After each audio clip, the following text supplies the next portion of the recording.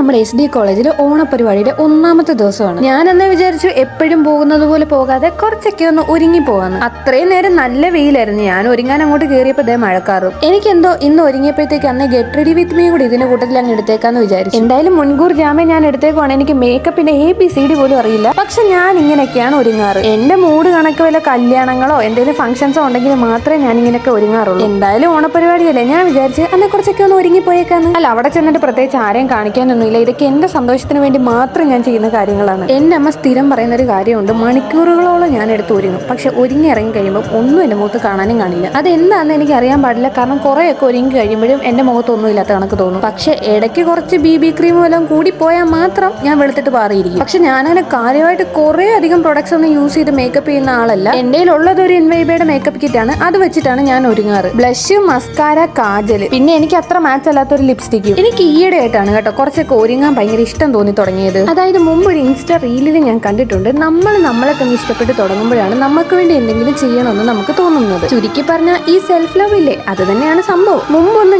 എനിക്ക് അത്ര ഇമ്പോർട്ടൻസ് ഒന്നും കൊടുത്തിരുന്നില്ല. അതായത് കൈ കിട്ടുന്ന എടുത്തിട്ട് കോളേജിലും പോകും, അങ്ങനെ വലുതായിട്ട് ഒരുങ്ങത്തൊന്നുമില്ല. എന്താന്ന് വെച്ചിട്ടുണ്ടെങ്കിൽ ബസ് അതിന്റെ പാട്ടിന് പോകും. ഇനി ആ പോയ ബസ് കഴിഞ്ഞ് അരമണിക്കൂറല്ലേ 1 മണിക്കൂർ കഴിഞ്ഞ് എനിക്ക് അടുത്ത ബസ്. അതിന്റെ വിഷമം എനിക്ക് നന്നായിട്ട് അറിയാവുന്നത് കൊണ്ടാണ് ഞാൻ കൂടുതലൊന്നും അങ്ങനെ ഒരുങ്ങാൻ നിൽക്കാത്തത്. ഇപ്പൊ സപ്പോസ് ഒരു BB ക്രീം ഇട്ടാൽ തന്നെ എന്റെ മുഖത്ത് ലെയറായിട്ട് കുറെ എന്തോ അടുക്കി വെച്ച കണക്കൊക്കെ എനിക്ക് തോന്നും. പക്ഷെ ഇപ്പൊ അങ്ങനെ തോന്നാറില്ല. വെയിലായതുകൊണ്ട് ഇടയ്ക്ക് ഇങ്ങനെ ചൂടൊക്കെ എടുക്കും. പിന്നെ ഞാൻ എന്നെ തന്നെ പറഞ്ഞങ്ങ് സമാധാനിപ്പിക്കും, വല്ലപ്പോഴും അല്ലേ അങ്ങനെ ഇരിക്കട്ടെ. ഈ ഗെറ്റ് റെഡി വിത്ത് മീ കഴിഞ്ഞിട്ടുള്ളൊരു വീഡിയോ കാണുമ്പോൾ നിങ്ങൾക്ക് തോന്നും ഞാൻ എന്തോ ഒരുങ്ങിയെന്ന് നിങ്ങൾ എന്നോട് ചോദിക്കും. ചിലപ്പോൾ വേണമെങ്കിൽ ഒരു നോ മേക്കപ്പ് ലുക്കാണ് നിങ്ങൾ വിചാരിച്ചോ? അല്ല, ഇത്രയൊക്കെ സാധനം വാരി പൊത്തിയിട്ട് എന്താ നിന്റെ മുഖത്തൊന്നും കാണാത്തെ? ഇതിന്റെ അമ്മയുടെ ഡയലോഗാണ്. അതെന്താണെന്നറിയോ?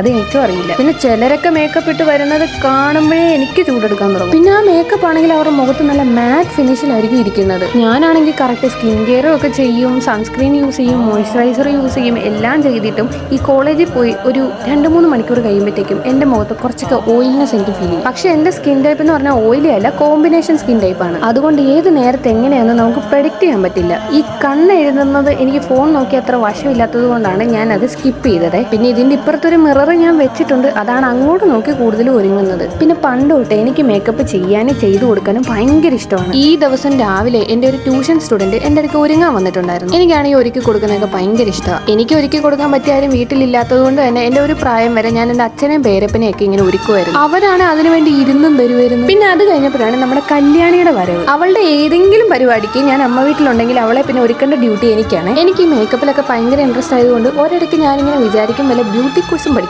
പോയാലോ. പിന്നെ എനിക്ക് മനസ്സിലായി ഇതൊന്നും എനിക്ക് പറ്റുന്ന പണിയല്ല. കോഴ്സ് തിരഞ്ഞെടുക്കുന്ന കാര്യത്തിൽ എനിക്ക് അന്നും കൺഫ്യൂഷൻ ഉണ്ടായിരുന്നെങ്കിലും വലിയ കൺഫ്യൂഷൻ ഇല്ല. ആകെ ഒരൊറ്റ കൺഫ്യൂഷൻ ഉണ്ടായിരുന്നു. എന്റെ UG, അതായത് എന്റെ ഡിഗ്രി ഞാൻ ചെയ്തത് കമ്മ്യൂണിക്കേറ്റ് ഇംഗ്ലീഷിലായിരുന്നു. പിന്നീട് PG ആയപ്പോഴത്തേക്കും അത് നേരെ ഇംഗ്ലീഷ് ലിറ്ററേച്ചറായി മാറി. അതായത് ഈ കമ്മ്യൂണിക്കേറ്റ് ഇംഗ്ലീഷ് ലിറ്ററേച്ചറായി മാറിയ ഒരു ചെറിയ കൺഫ്യൂഷൻ മാത്രമേ എനിക്ക് കോഴ്സിന്റെ കാര്യത്തിൽ ഉണ്ടായിരുന്നുള്ളൂ. ഡിഗ്രി പഠിക്കുമ്പോൾ തന്നെ എനിക്ക് MA ചെയ്യണം, അതായത് PG ചെയ്യണമെന്ന് എനിക്ക് ഭയങ്കര ആഗ്രഹമായിരുന്നു. ഈ PG ചെയ്തുകൊണ്ടിരിക്കുമ്പോൾ തന്നെ ഞാൻ സ്ഥിരമായിട്ട് കേൾക്കുന്ന ഒരു ചോദ്യമുണ്ട്, അതായത് ഈ PG ഒക്കെ ചെയ്തിട്ട് എന്ത് കിട്ടാനാ, വെറുതെ പഠിച്ചു നിൽക്കുന്നതല്ലാതെ എന്ത് ജോലി കിട്ടാനാണ്? എനിക്കിതാണ് ഇഷ്ടം, എനിക്കിത് പഠിക്കാനാണ് ഇഷ്ടം. ഈ PG ചെയ്യുന്നവരാരും മണ്ടന്മാരല്ലല്ലോ. നമ്മളൊരു കോഴ്സ് എടുത്ത് പഠിക്കുമ്പോഴത്തേക്കും നമ്മളത് എവിടെ കൊണ്ട് എത്തിക്കും എന്നൊരു തീരുമാനം നമുക്ക് വേണം. പാഷന്റെ പുറത്ത് ഇത് ചെയ്യുന്നവരുണ്ട്, പിന്നെ അതേപോലെ തന്നെ ജോബ് ഒന്നുകൂടി സെക്യൂർ ആക്കണമെന്ന് വിചാരിച്ച് ചെയ്യുന്നവരും ഉണ്ട്. എന്നെ സംബന്ധിച്ച് ഇംഗ്ലീഷ് ഹിസ്റ്ററി പഠിക്കാൻ എനിക്ക് ഭയങ്കര ഇഷ്ടമാണ്. ആ ഒരു താല്പര്യത്തിന്റെ പുറത്തുകൂടിയാണ് ഞാൻ ഈ ഒരു PG ചൂസ് ചെയ്തത്.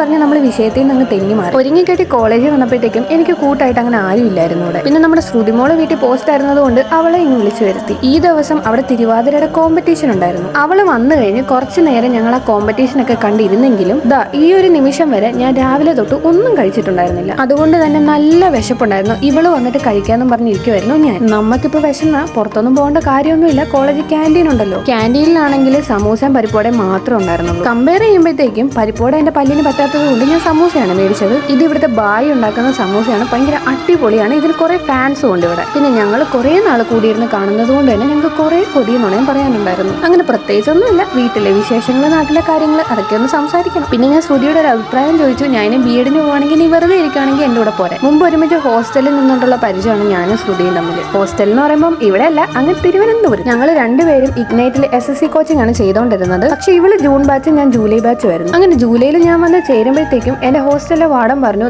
ഇവിടെ ആലപ്പുഴയിൽ നിന്ന് ആൾക്കാരുണ്ടെന്ന്. അന്നാണെങ്കിൽ ഇവര് ഹോസ്റ്റലിലും ഇല്ലായിരുന്നു. പിന്നെ അത് കഴിഞ്ഞ് പരിചയപ്പെട്ടു. ആ ആദ്യം ക്ലാസ്സിന്റെ കാര്യങ്ങൾ സംസാരിച്ചു, വീട്ടുകാര്യങ്ങൾ സംസാരിച്ചു. പിന്നെ ഒരു പകുതിയൊക്കെ ആയപ്പോഴത്തേക്ക് ഞാനും ഇവളും ഭയങ്കരമായിട്ട് അങ്ങ് ക്ലോസ് ആയി. അന്ന് തുടങ്ങിയ ബന്ധമാണ് ഞാനും ശ്രുതിയും തമ്മിലുള്ളത്. എനിക്ക് അവളെ അത്രയ്ക്കും കാര്യമാണ്, അവൾക്ക് എന്നെ അതേ കണക്ക് തന്നെയാണ്. പിന്നെ ഈ ഒരു തിരുവാതിരക്കായിരുന്നു കേട്ടോ ഫസ്റ്റ് പ്രൈസ് ഉണ്ടായിരുന്നത്. ഇതിന് മുമ്പത്തെ വീഡിയോയിൽ ഞാൻ അതിന്റെ ലോങ് വീഡിയോ ആയിട്ട് പോസ്റ്റ് ചെയ്തിട്ടുണ്ട്. അയ്യോ എന്ത് രസമായിരുന്നു അറിയാം ഇത് കണ്ടോണ്ടിരിക്കാനായിട്ട്. എന്റെ അമ്മയുടെയൊക്കെ തിരുവാതിരയുടെ അരങ്ങേറ്റം കഴിഞ്ഞതാണ്, അതുകൊണ്ട് അമ്മയൊക്കെ കളിച്ച മിക്ക പാട്ടും ഇവർക്കും ഉണ്ടായിരുന്നു. അങ്ങനെ തേർഡ് പ്രൈസും സെക്കൻഡ് പ്രൈസും ഫസ്റ്റ് പ്രൈസും ഒക്കെ അനൗൺസ് ചെയ്യുന്നതാണ് നിങ്ങൾ ഈ കാണുന്നത്. പിന്നെ ഞാൻ മനസ്സിൽ വിചാരിച്ച ഒരു ടീമിന് ഒന്നും കിട്ടിയില്ലായിരുന്നു. ആദ്യം എനിക്ക് സങ്കടമെങ്കിലും പിന്നെ ഞാൻ വിചാരിച്ചു ഇതിനെല്ലാം ഒരു റൂൾസ് ആൻഡ് റെഗുലേഷൻസ് ഉണ്ടല്ലോ. ഈ ഒരു ദിവസം ഒരുപാട് ആൾക്കാരൊന്നും ഇല്ലായിരുന്നു. അന്നേ കുറെ പേരൊക്കെ ഇങ്ങനെ വന്ന് പോയി അങ്ങനെ നിൽക്കുമായിരുന്നു. SD ചേർന്നിട്ട് എന്റെ ഫസ്റ്റ് ഓണം സെലിബ്രേഷൻ ആണ്. ഈ വർഷം കൂടെ ഞാൻ ഈ കോളേജിലുള്ളൂ, അത് വേറെ കാര്യം. ശ്രുതിക്കാണേലും ഇവിടെ വന്നിട്ട് ഭയങ്കരമായിട്ട് ഇഷ്ടപ്പെട്ടു എന്നോട് പറഞ്ഞു. രാവിലെ അഴിച്ചിട്ടുകൊണ്ട് വന്ന മുടി വെയിൽ കാരണം ഞാൻ കെട്ടിവെച്ചതാണ്. തിരിച്ചു പോകാൻ സമയമായപ്പോൾ ഞാൻ അതൊക്കെ പയ്യെ അങ്ങനെ